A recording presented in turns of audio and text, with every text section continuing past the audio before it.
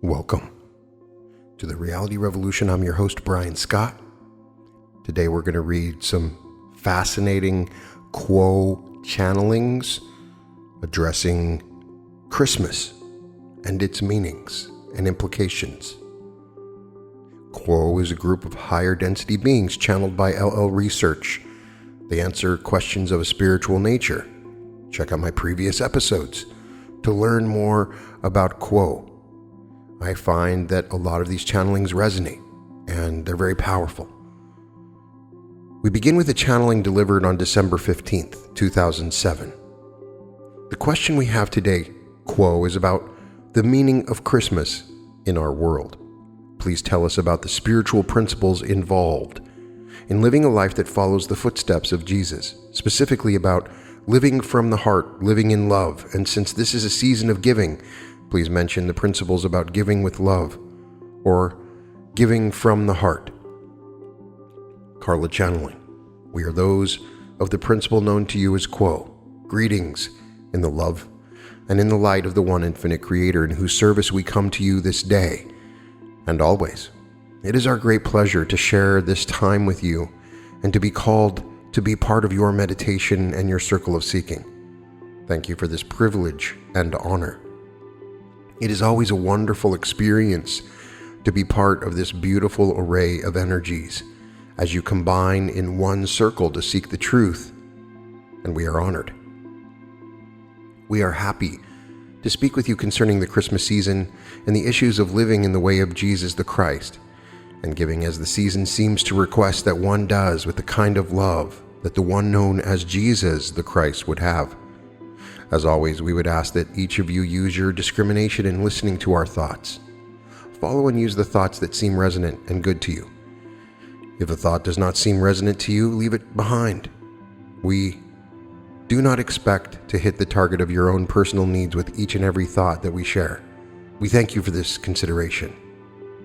We wish to say to the one known as R that the part of the principle of Quo which is speaking through this instrument this evening is the brothers and sisters of the Hatan group. The subject is unconditional love, which is this entity's native vibration. Consequently, we shall express through the one known as Hatan this evening. Winter comes upon the planet in the geographical area in which you live in much the same way as night follows day. It is an inevitable and worthy part of the cycle of life. And yet the loss of the light is a powerful catalyst for those souls who dwell within the more dimly lit winter time. The long, slow periods of darkness in winter seem very dark indeed, and that light which succeeds in shining through the storms of winter is oftentimes pale and wan, for the sun is farther away. This creates within the third density entity an inevitable response. In some cases, if an entity is close to the physical death, the lack of light will encourage an entity to move through the gateway into the larger life. The darkness of winter claims many who would perhaps live through the summer, and yet, because it is winter, there is a natural tendency to rest, relax, and seek that gateway to larger life. It is a powerful catalyst, and we would not wish to belittle those who find themselves distressed at the chill and darkness of this season of the year. Yet, of course, it is at this very season that the light is desired the most, yearned for and prayed for the most, and waited with the most eagerness. In just such a way does all negative catalysts bring the seeking soul to the point of realizing and expressing the yearning, the hungering, and the thirsting for light, truth, and love. It is a natural response to this lack of light to band together and to create a special day, a day that flies in the face of darkness, a day of rejoicing and extra light, a day of abundance of food and drink and generosity of person to person. And so it has been since long before the one known as Jesus the Christ walked your earth and took part in this season of darkness. Yet it was the genius of the human spirit that caused the taking of the natural and non-religious observance of the winter solstice and the turning of it into a holy day or holiday. Indeed, the one known as Jesus the Christ was born in the summertime. Yet It is psychologically right for third density that the birth of this entity was placed in the very heart of the winter's darkness. So let us look at this moment when light comes into the darkness. First, we would suggest that each of you is that element which is light born into darkness. Whatever your natural day of birth, you share the birthday of Jesus the Christ in terms of what some among you would call the time of being born again. You are each the infant Jesus Christ, wrapped in swaddling clothes and lying in the rough manger which holds the hay for the cows to eat. You are also the Blessed Virgin Mary who nurtures this tiny child, this point of brilliant light within the darkness of human experience. And you are Joseph, tolerant, patient, and supportive, ready to work as a carpenter to support his wife, the nurturer, and his child, the Christ, the principle of love.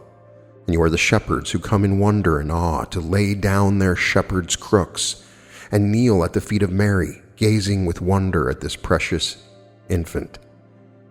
And there is a portion of you, deep within your soul, which has never been separated from the one infinite Creator in any way.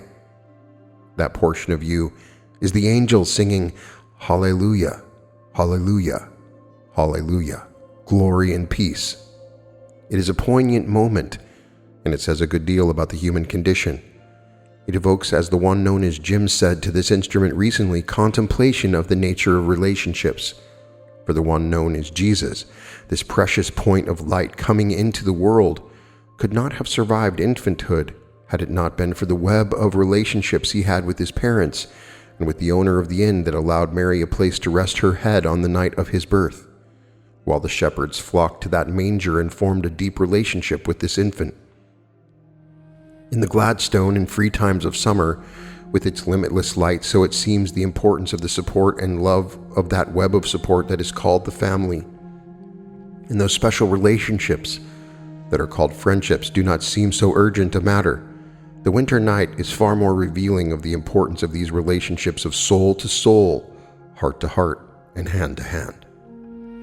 Therefore, and quite justly, it is often a time for families to join together, to renew old ties, share memories of long times past, and experience the somewhat surrealistic and eerie feeling of time falling away and one's childhood seeming to come back to one as one experiences these old relationships with much shared history that are true of the birth, family of mother and child, sister and brother. It is also a time when it seems appropriate to many to open their hearts in generosity to their friends and celebrate the precious gift of mutual support and encouragement. The one known as Jim also suggested to this instrument that this is a good time to reflect upon each relationship, asking the self if there is any way in which the self has flinched away from intimacy and the positive nature of each relationship, asking the self, could I see anything in which I perhaps failed to express the depths of my appreciation and love for the other entity? This is indeed that moment in the season of the year's cycle where it is especially appropriate to create expressions of apology and forgiveness. Apology to those whom you perhaps feel that in your own judgment you held back from offering all of your love. And likewise, it is a time to think of those who may have in your own judgment done that same thing to you, and to offer up a complete and total forgiveness and a reestablishment of that intimacy, as if that flaw that you see has been completely healed. The nature of unconditional love dwells not only in the one known as Jesus the Christ, but in Carla the Christ, in C the Christ, in R the Christ, in S the Christ, in P the Christ, and in everyone the Christ. The Christ does not come into your world in strength. The Christ does not come into your world in power. The Christ does not come into your world in riches. Indeed, the infant soul comes into the world helpless. With infinite love, it gazes with its infant eyes upon a world lost to darkness, despair, disappointment, and grief. And it looks upon that lost world with eyes of unconditional love, that light that cannot be put out, that unconditional, everlasting, eternal love gazes from the eyes of a child who cannot speak, who cannot take care of himself, who is in every way needy. My beloved friends, so are you needy. Your infant soul gazes upon a lost world also, that interior world of your own suffering. It is helpless to speak to it. It is helpless to act. It can only gaze upon you with eyes of unconditional love. And so we would ask you at this time to look deeply within your own self, at that infant soul within you that is so beautiful and so pure. Let your heart melt and open and enfold that infant soul of yours as if your love were swaddling clothes. Pick up that child and rock it and hold it to your bosom and feed it your attention. What does your soul need to grow strong? What shall you offer this infant within you? A baby needs attention. A baby needs support. A baby needs care. And so we would suggest to you, dear ones, to enter into the stable of your soul and dedicate yourself not for one moment, but for all of your incarnation to nurturing and taking care of that soul within you that is seeking to gain in strength, that is seeking to thrive and find the life in which it may become more and more able to express in ways more understandable than the silence of a baby. What is it to be a soul dwelling in the darkness of a physical body? What kind of care does that infant soul need? We would ask that you turn your body into a temple, that you fill it with light, feed it with food that makes it be its lightest, offer it the studies and thoughts that bring it light, and offer that soul the attention that it needs by remembering to embrace that soul nature that is your very heart, not just on a holy day or on a Sunday, but on every day and in every moment of your year and of your life. For in truth, you are far more the essence of the Christ than you are the essence of the temple, which is your body, your personality, and your outer self. Christmas gives you a chance to move through all the darknesses of self to find sturdy and strong and ever living that consciousness of unconditional love that lives at the heart of yourself and is your true essence. The one known as R asked about the principles involved in giving and giving with love and from the heart. We would speak to that as well. The instrument has often noted the mechanical nature of much of the customary habits of people with regard to the conventional ways of expressing friendship or relationship in general, not only at Christmas time. There is a principle of reciprocity, and one can feel very trapped by this principle of reciprocity. For if one goes to a party, then one is expected to hold a party and invite the ones who gave you a party. And so one becomes locked into an endless cycle of giving a party and attending a party, giving a party and attending a party, until one becomes heartily tired of having parties. Much of this mechanical nature has spilled over into the special season of Yuletide, and certainly each of those to whom we speak is aware of the pressure upon each entity to think of appropriate gifts for those whom it holds dear and to purchase them or make them and offer them naturally, just as inviting someone to a party is not toxic. Deciding to give a present is not toxic either. It is in fact an expression of joy, gratitude, and thanksgiving that is full of the light and love of the one infinite Creator. Blessed indeed is that entity who refuses to be swayed from that intention to express true feelings by the generosity of gifts. This instrument, for instance, truly enjoys giving and receiving gifts, yet it would not occur to this instrument to offer gifts from duty, and we see that as a virtue within this particular soul. Its honesty can be seen to be a rudeness by those who feel that entities should give mechanically and in reciprocity to those who give to them, or give because of a certain relationship, even if there is no love there or regard. What we would suggest in order to uphold the principle of unconditional love is that before writing down the gift list of those to whom you wish to give gifts, you enter into prayer and ask for the gift of sincerity as well as the gift of generosity. Allow yourself the luxury of giving only from the heart, as the one known as R said, only from the depths of a sincerely felt love and never from a duty or from the mechanical routines of a society that does not overly prize honesty and sincerity and genuineness. We would ask you to be authentic in those gifts that you do give, And as you give the gift again, pray over that gift, imbuing it with your love, your affection, your appreciation, and your gratitude for the gift of relationship. That is how the gift gives to you. For love is reflected in love, and that which is given in love blesses you 100 times over.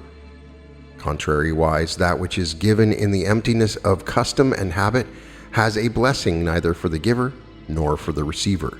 There is an energy to the gift that is given well that can be felt by that one who opens the gift, and it makes of any tiny gift a wonderful, abundant present.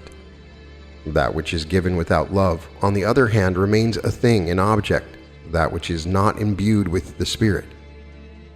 In the round robin before this channeling, the one known as R asked if it would be all right to ask this particular question because he had so appreciated the work of the one known as Aaron, who makes it a habit at Christmas time to share stories about an incarnation in which he was associated with the one known as Jesus. As this instrument observed at this time, we cannot do that, for we have not shared any incarnations with any of those upon your planet. Yet, we can share that in every civilization, wherever hearts beat and hopes are high, there lives the personification of unconditional love in one savior or another, one hero or another, one saint or another, and those Christs and heroes and saints are you and I, and everyone. Each shall have his moments throughout the long journey back to the one infinite creator of realizing the self as the Christ, not in any egotistical way, but in the sense of giving over the life completely to unconditional love, and finding at last the source of all hunger and thirst being filled by embracing the consciousness of unconditional love. Each of you is on a journey toward that identity and that nature, and you shall not find that identity and that nature by tossing away that which you are at this very moment for something better. Nay, my friends, you are now all that you need to be. You are perfect. You may not see as of yet that you are the Christ child, that you are spirit, that you are unconditional love. Yet we say to you that you may trust and rely upon the fact that this is the essence of all of you and of each of you, every single one of you. You may be in prison and have done terrible things. You may be on the road hungry and in despair. You may be angry or hurting or separated from that feeling of love by one thing or another. And yet we say to you that you are the Christ. You are, in your essence, unconditional love. And your journey as a spirit within incarnation may be described as a journey towards the realization and then towards the expressing of that realization when it has become your gift to yourself. We would at this time ask if there is a follow-up to this question. We are those of Quo. I'd like to make an observation and then ask Quo to comment.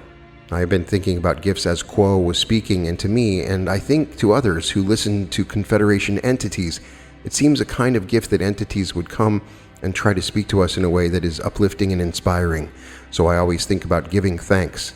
Yet I also remember that Confederation entities see that as a service. I want to ask Quo if they would like to comment on how they see appreciation that those who listen give to message of inspiration. We are those of Quo and believe we understand your query, my brother.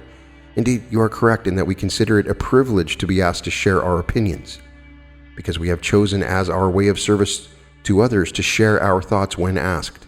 We may say that your appreciation is a great gift to us. We do not know when we speak as to whether we will hit the mark. We feel into the vibrations of your particular circle and the dynamics of all of those that happen to be listening to our words. And we find various points and various layers of meaning, all of which are sincerely and genuinely requested by the various persons in the circle of seeking. We are also limited by the fact that we must speak to the least aware of those within the circle so that we do not leave any behind. And so we create concepts and share them with this instrument, who then shares them with you. And we do not know whether we have hit the mark at all. So when we find entities responding to our words in a positive way, it is as though we were bathed in your love.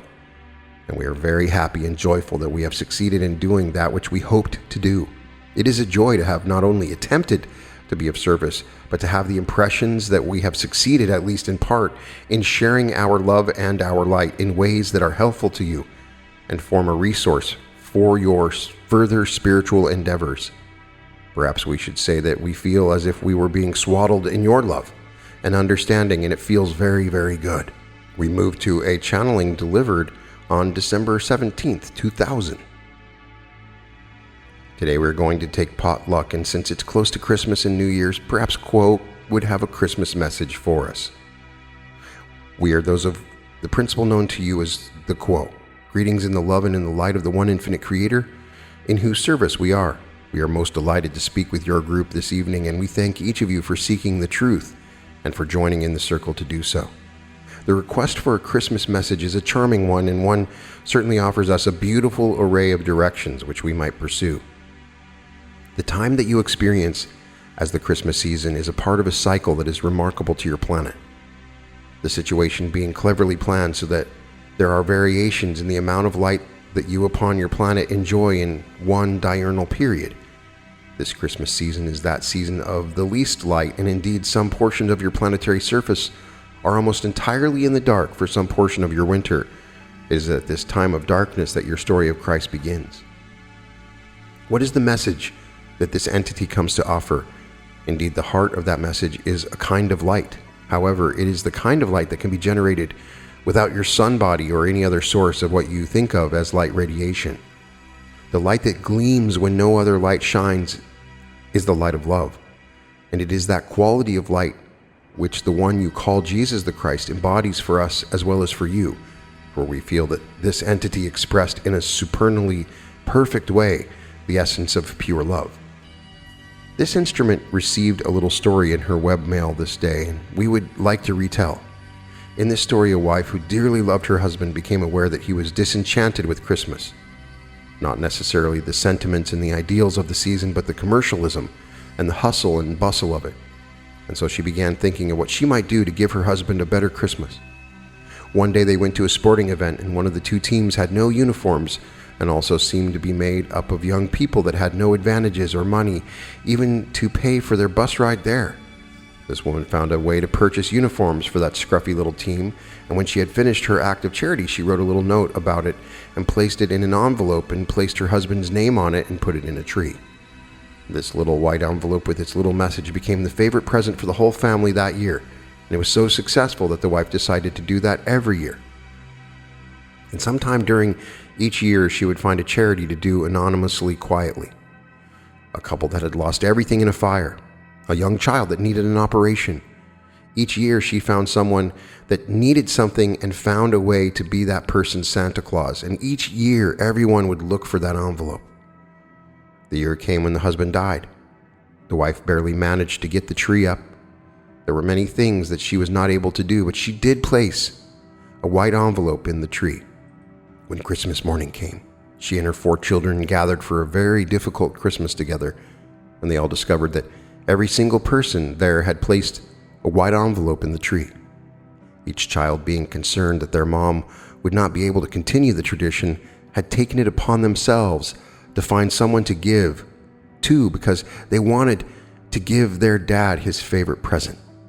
The story ended with a hope that this would be a tradition that the family would continue, and each year the favorite presents would be those white envelopes. They talked about giving to somebody nobody knew and nobody wanted to impress, but just someone who needed something and who had found a Santa Claus.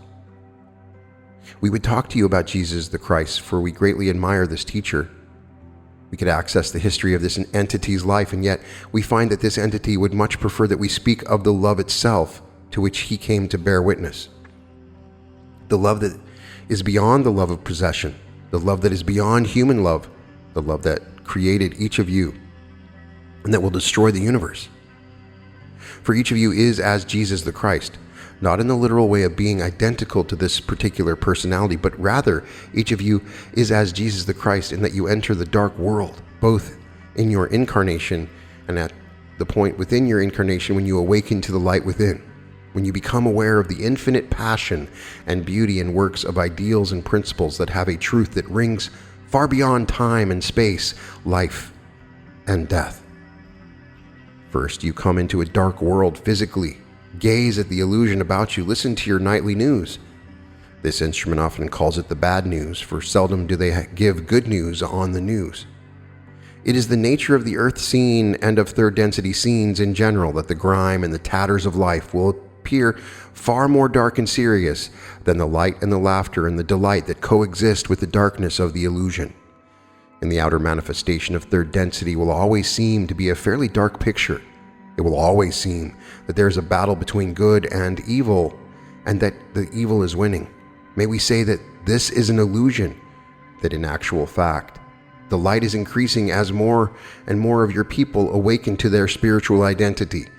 However, it is one of the great advantages of the illusion that it appears dark. This is a requirement of the third density experience, setting the stage upon which each spirit entering the world walks into the center of that stage, knowing that the audience has come, the play is going on, and the lines are not known. There is only one clue that each player has as to the nature of the drama that is taking place, and that clue comes from a place within the self rather than from the props and the other characters on the stage. Each spirit enters the world to bring and to share, to bless, and to transduce the love and the light of the one infinite creator. In order for this to be a meaningful activity, there need be that backdrop of darkness. On the second level, the level of the purely metaphysical, the concept of each spirit's being as Jesus the Christ becomes more focused, because here it may be seen that as each spirit awakens within incarnation to the basic nature of the experience and of the self, each is awakening as an infant into a manger in a stable, not into a comfortable and secure place, but into a most humble and sparing abode. For each infant spirit is helpless and brand new, and it needs a great deal of help. The spirit of love is the heart of each spirit that takes flesh. That perfect love expressed in Jesus the Christ dwells in each heart, but it is as though each spirit needed the help of the being that has become aware in order to thrive.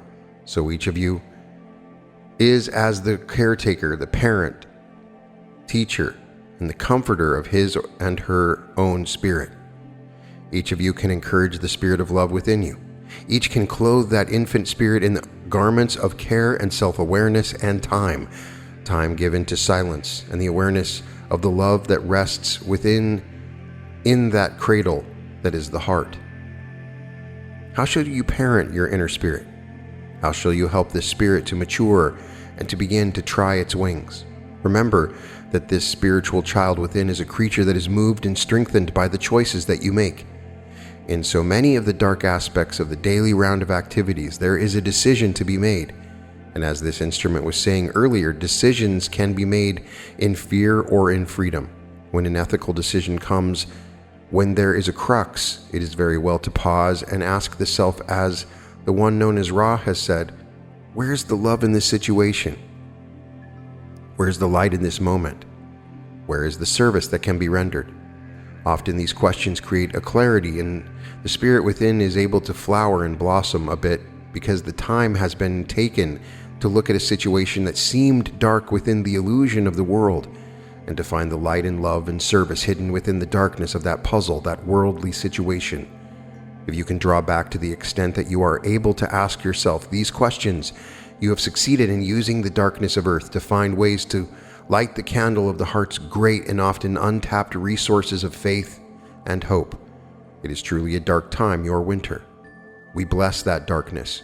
We look back on our own third density experience. We see the gift of unknowing for what it is, a necessary prerequisite to the free choice of faith. We do not at all discourage the worship and love of the one known as Jesus the Christ. This entity is as the most excellent of models for love. We encourage each to gaze long into the stories of this entity and to see how this entity was able to love. But more, we ask that you look into your own hearts and see the spirit of love within that is the essence of each of you, and know that you have within you the love that you seek, the truth that you seek, and the beauty that you thirst for. We encourage each of you to value each hard choice and each time of apparent darkness. The choices that you make during these incarnational times of unknowing have a weight, potentially, that can change the course of the development of your soul. We encourage each to know that you have the resources within you to be that candle that is lit within the darkness, that the darkness shall never overcome. We should at this time transfer this contact to the one known as Jim. We thank you and thank this instrument and leave it in the love and light. We are those of Quo. I am Quo and greet each of you once again in the love and light of the infinite creator. At this time, it is our privilege, in the attempt to speak to any further query which those present may have for us. Is there another query at this time? I had a question last time about some of those of your group who had come here as wanderers and who had gone slightly off track and gotten lost in this illusion. Can we help those of your group on this side of the veil?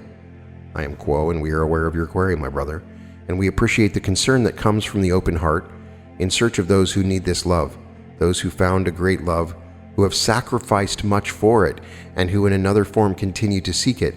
We can assure you that each entity, whether previously that which you call a wanderer or an earth native, as you may call one whose origins are this planetary sphere, will find the great love of the life to be that one creator which resides within, as we have spoken of previously.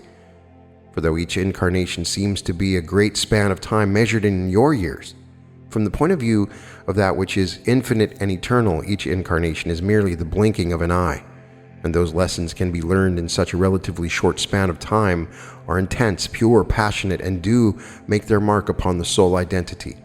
Thus, though one may seem to be lost from the many, the journey of being lost is that which in itself holds great potential, for the ability to move with faith and to power this faith with the will to seek the truth is that which aids an entity in its journey of seeking.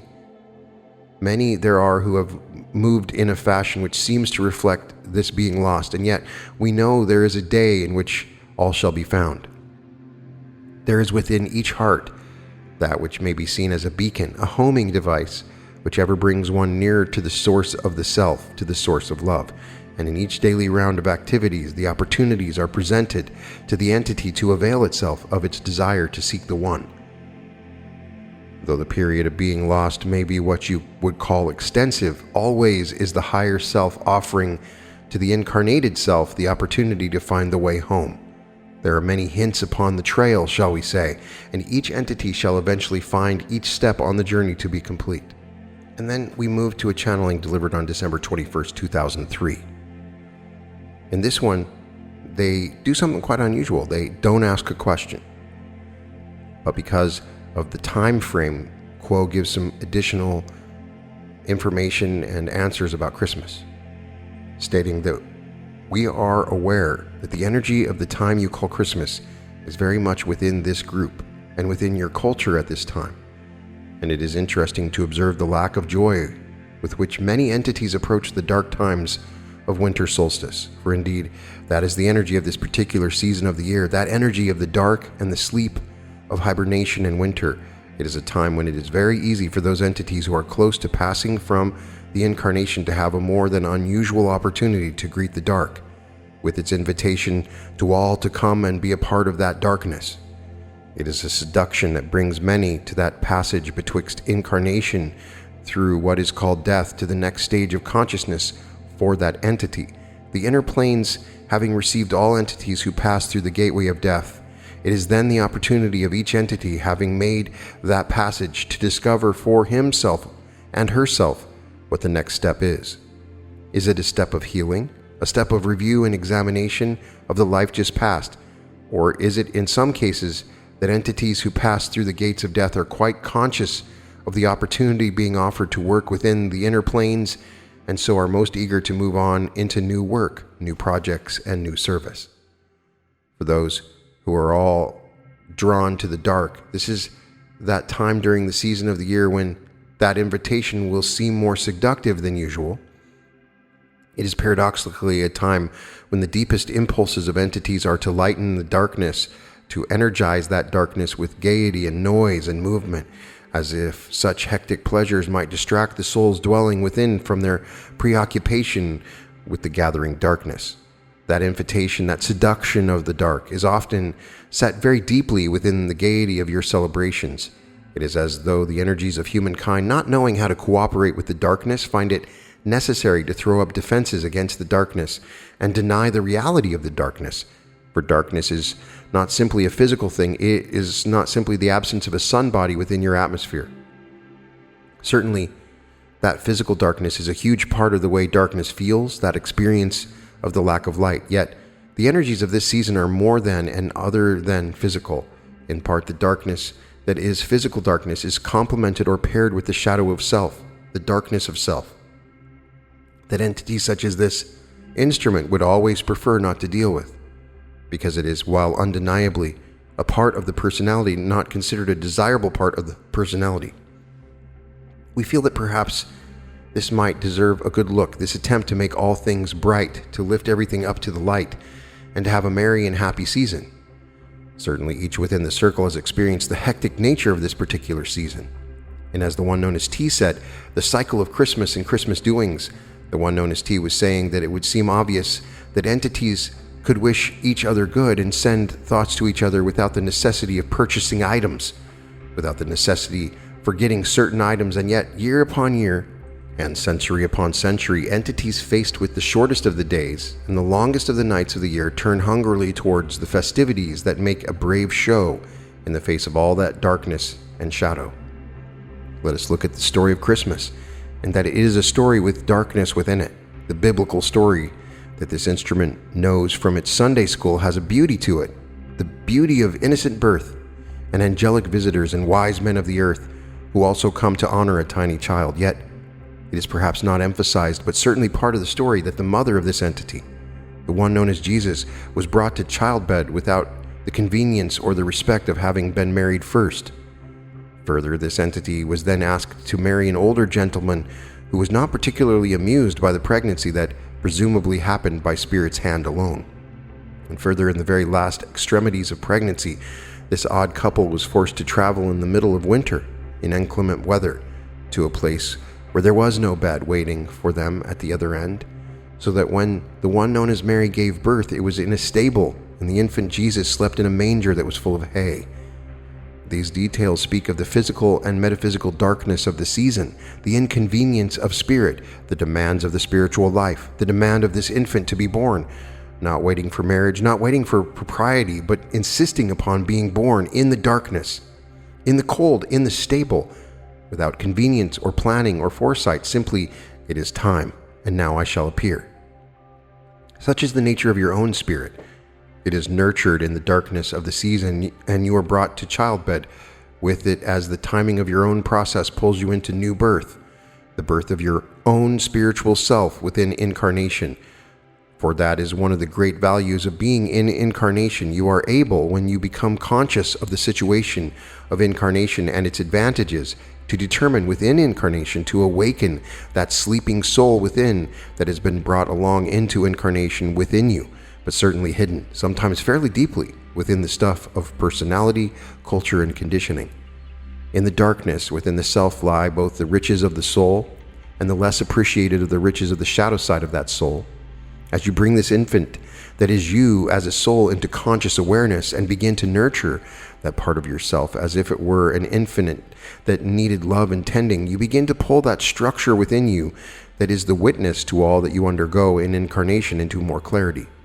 It is that witness that can release thoughts of darkness and thoughts of gaiety and simply continue witnessing as that child within begins to express itself, to reach towards the light that it sees, to begin to have the energy and vitality to move upon its own and begin to grow within incarnation.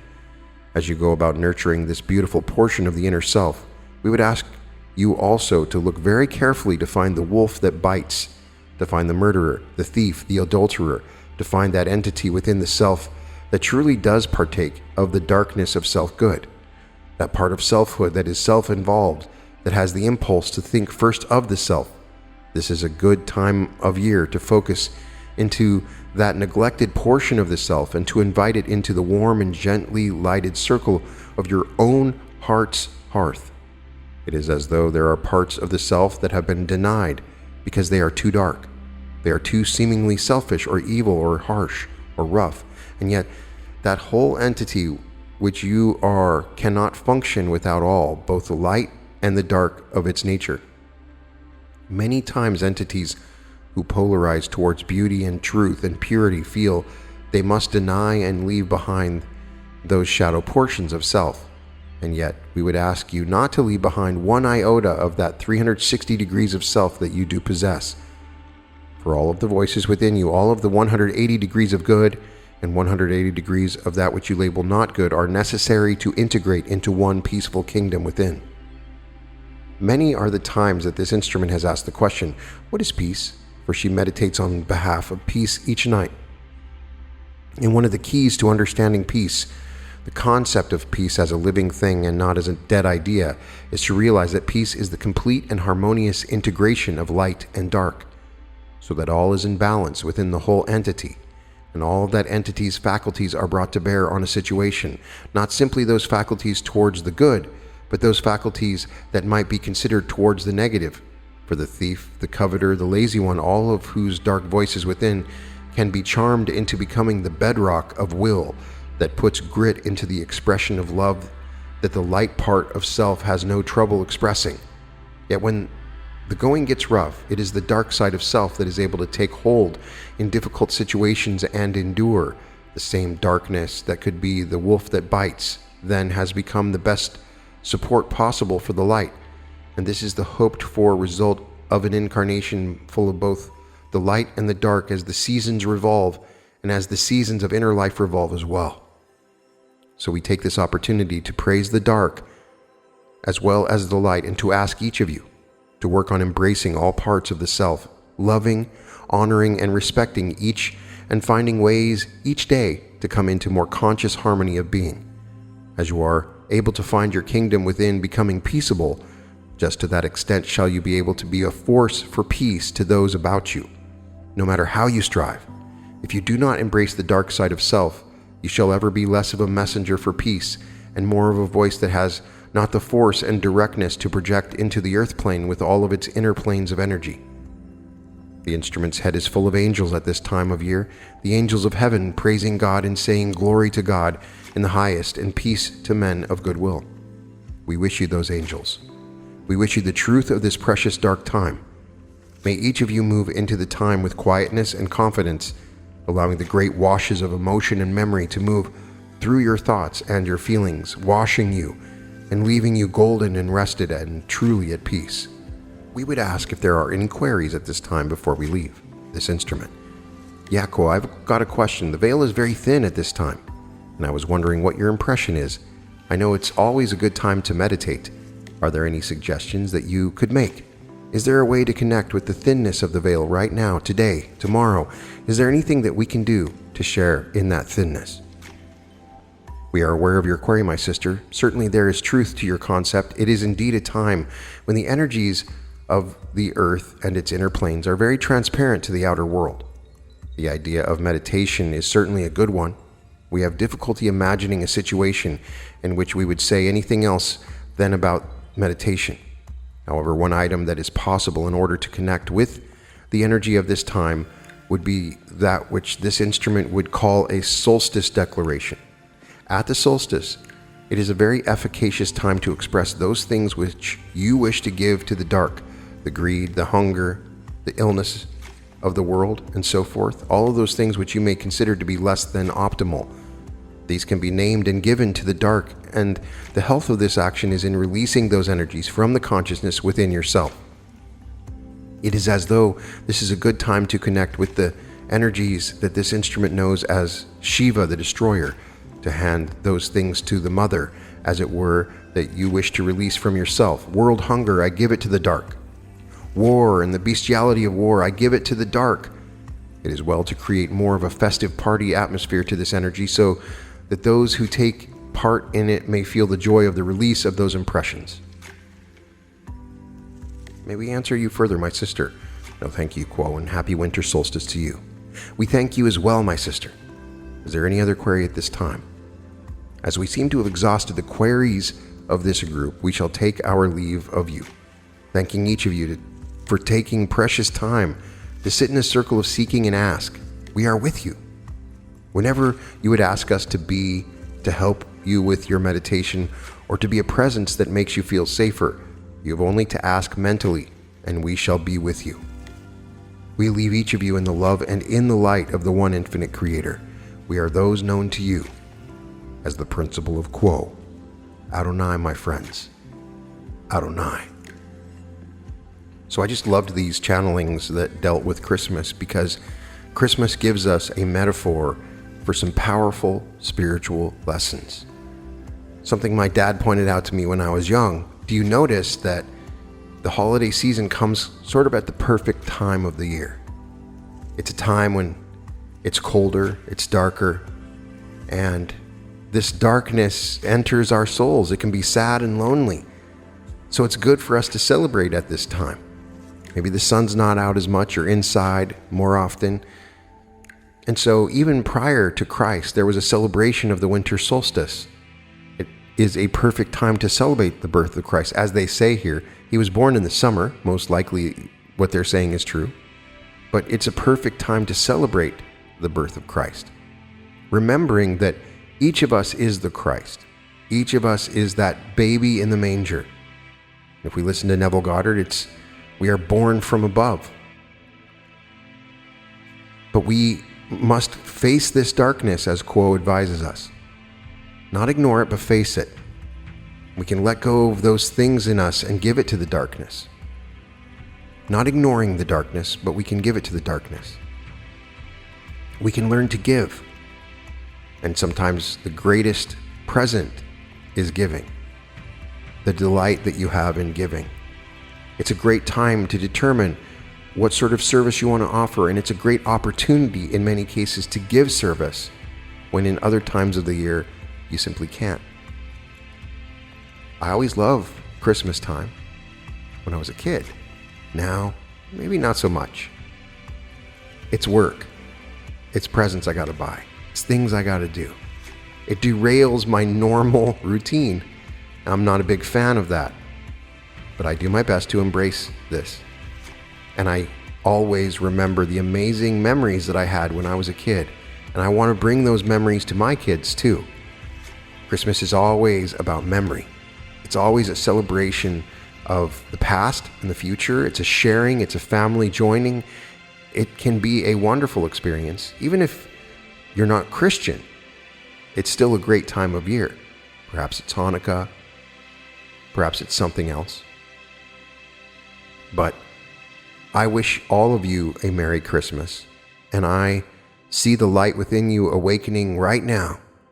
And I'm hoping you go out into the day and have the most amazing day. And if you're listening to this during the Christmas season, Merry Christmas. Happy holidays to you. I love you, and welcome to the Reality Revolution.